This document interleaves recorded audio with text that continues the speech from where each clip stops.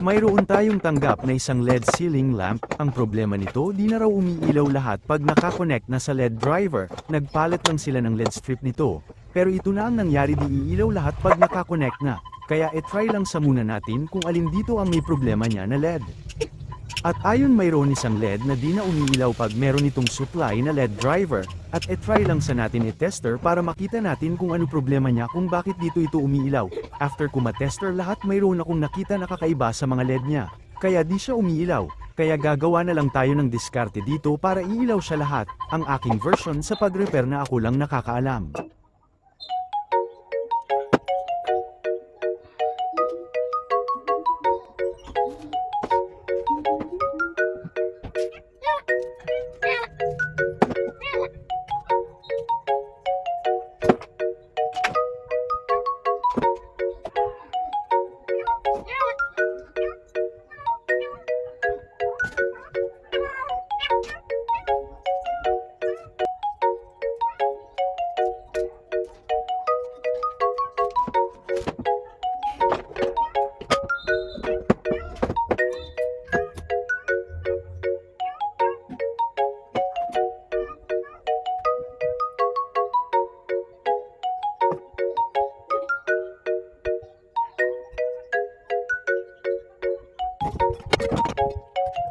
Pagkatapos kong mag-opera, inassemble ko na lang ito para mas madali ang pag-connect ko sa kanyang mga wire na nilagay, at mapailaw ko siya ng maayos.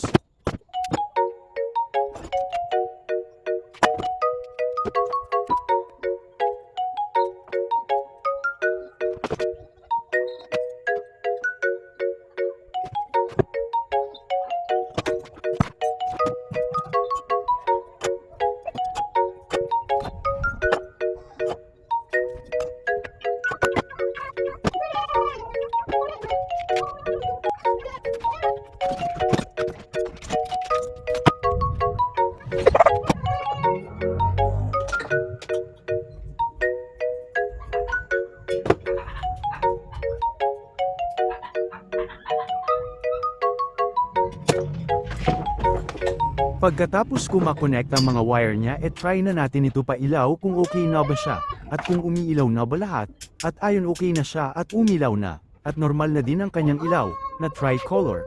Sa mga meron mga LED chandelier dyan na di na umiilaw, PM ninyo lang kami, pa-picture na lang sa unit para meron kami idea kung ano spare parts na need palitan. Maraming salamat po.